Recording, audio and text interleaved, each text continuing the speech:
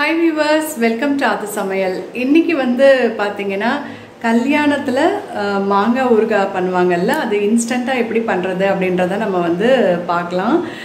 நீங்க எல்லாரும் எப்படி இருக்கீங்க? கண்டிப்பா இந்த ரெசிபி ரொம்ப ஈஸியா இப்போ இருக்க சீசனுக்கு ஏத்த மாதிரி இருக்கு. எல்லாரும் பார்த்துட்டு உங்களுடைய லைக்ஸ் அண்ட் கமெண்ட்ஸ் எனக்கு போடுங்க. கண்டிப்பா சப்ஸ்கிரைப் பண்ணுங்க. பக்கத்துல இருக்க பெல் பட்டன் பிரஸ் பண்ண மறந்துடாதீங்க. நோட்டிஃபிகேஷன்ஸ் அப்பதான் வரும். கண்டிப்பா எனக்கு கமெண்ட்ஸும் கொடுங்க. இப்போ வந்து ரெசிபி பார்க்கலாம். பார்க்கவே ரொம்ப நல்லா இருக்குது இல்லையா? இப்போ இந்த இன்ஸ்டன்ட் ஊறுகாய் தான் எப்படி பண்ணுறதுன்றதை நம்ம பார்க்கலாம். இப்போ வந்து நான் பொடி பொடியாக கட் பண்ணி வச்சுருக்கேன் ஒரு பெரிய மாங்காவை. இந்த கப்பால் தான் நான் 6 கப்பு எனக்கு வந்திருக்கு. ஸோ 6 கப்புக்கு 1 கப்பு நீங்கள் வந்து கண்டிப்பாக எண்ணெய் எடுத்துக்கணும். அது நான் நல்லெண்ணெய் எடுத்திருக்கேன். நீங்களும் அதை எடுத்திங்கன்னா ரொம்ப டேஸ்ட் நல்லாயிருக்கும். அந்த கப் அளவுலேயே வந்து காரப்பொடியும் வெறும் தனி மிளகாய்த்தூள்னு சொல்லுவாங்கள்ல, அது அரை கப்பும் அப்புறம் சால்ட் அரை கப் எடுத்திருக்கேன். அரைக்கிறதுக்கு ஒரு பொடி நமக்கு வேணும். அது வெந்தயமும் கொஞ்சம் கடுகும் நீங்கள் எடுத்துக்கோங்க. நீங்கள் வெந்தயம் கடுகு ஒரு பங்குனா வெந்தயம் அதில் 1/4 பங்கு இருந்தால் போதும். இந்த பொடியை நீங்கள் வறுத்து நீங்கள் வச்சுட்டிங்கன்னா அது அப்பப்போ நீங்கள் ஊறுகாய் செய்யும்போது இதை போட்டிங்கன்னா கடுகு கொஞ்சம் நாள்பட வர்றதுக்கு அது ஒரு ப்ரிசர்வேட்டிவாக உங்களுக்கு யூஸ்ஃபுல்லாக இருக்கும். அதுக்கப்புறம் வெந்தயம் கொஞ்சம் அந்த சூட்டை தணிக்கும்னு சொல்லுவாங்க. வெந்தய பொடி தனித்தனியாக கூட நீங்கள் பொடிச்சு வச்சுக்கலாம். இப்போ பாருங்கள், நல்லா வறுத்தாச்சு. இந்த கடுகு நல்லா பொரியணும். நல்லா பொரிஞ்சிருத்துன்னா நீங்கள் ஸ்டவ் ஆஃப் பண்ணிடலாம். இது ஆறின பிறகு பொடியாக நீங்கள் எடுத்து இப்போது நான் வச்சுருக்கேன். அது ஒரு 3/4 ஸ்பூன் நான் போட போகிறேன். ஒரு பெரிய மாங்காய்க்கு அந்த 3/4 ஸ்பூன் போகிறோம்.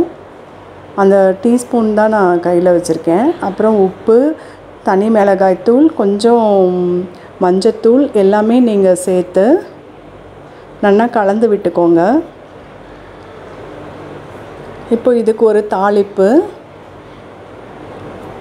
அது எண்ணெய் நீங்கள் பார்த்துக்கோங்க. கண்டிப்பாக அந்த ஒரு கப் நீங்கள் சேர்த்திங்கன்னா கொஞ்சம் நல்லாவே இருக்கும். இப்போ 6 கப் எனக்கு வந்திருக்கு அந்த சின்ன கப்பில் மாங்காய். அதனால் நான் 1 கப் நான் சேர்த்துருக்கேன். இது மட்டும் உங்களுக்கு ஞாபகம் இருந்தால் போதும். 6 கப்புக்கு 1 கப் எண்ணெய் வேணும் அப்படின்னு சொல்லிட்டு. இப்போ இது நல்லா மிக்ஸ் பண்ணி ஆகிடுது. இப்போ ஒரு தாளிப்பு கொடுத்துடலாம். ஒரு பேனில் எடுத்து வச்சுருந்த ஆயிலை நீங்கள் அதில் சேர்த்துட்டு கொஞ்சமாக கடுகு போட்டு தாளிச்சிட்டு கொஞ்சமாக பெருங்காயம் இந்த எண்ணெயிலே நீங்கள் போட வேண்டாம். இப்போ நல்லா கடுகு பொரிஞ்சிருது.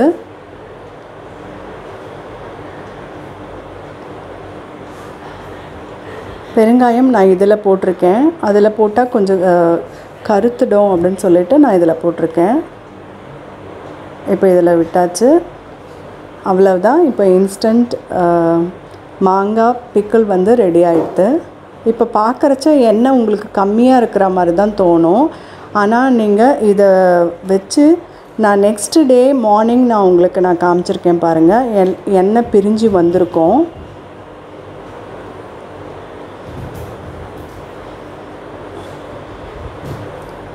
அவ்வளோதான். இது அப்படியே தட்டு போட்டு மூடி இந்த பாத்திரத்திலே இருக்கட்டும். நீங்கள் இந்த மாதிரி கலரும்போது இந்த மாதிரி கண்ணாடி பாத்திரம் அப்படி இல்லைன்னா வேறு ஏதாவது பாத்திரம் எடுத்துக்கோங்க.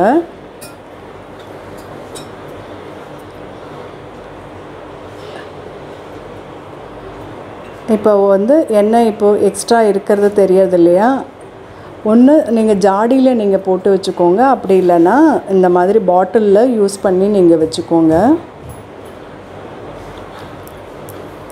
இப்போது நீங்கள் எடுக்கும்போது அந்த உட்டு கரண்டி மாதிரி ஸ்பூன் இருந்தால் நீங்கள் அதை யூஸ் பண்ணுங்கள். மற்ற ஸ்பூன்ஸ் யூஸ் பண்ணாதீங்க. இப்போ நம்ம எடுத்து வச்ச மாங்காய்க்கு இந்த அளவு நமக்கு கிடச்சிருக்கு. ஸோ வீட்லேயே நீங்கள் ஈஸியாக பண்ணலாம். இதே மாதிரி பண்ணி பார்த்துட்டு உங்களுடைய ரிவ்யூஸ் அண்ட் கமெண்ட்ஸ் போஸ்ட் பண்ணுங்கள். நெக்ஸ்ட் வீடியோவில் சந்திக்கலாம். பாய்.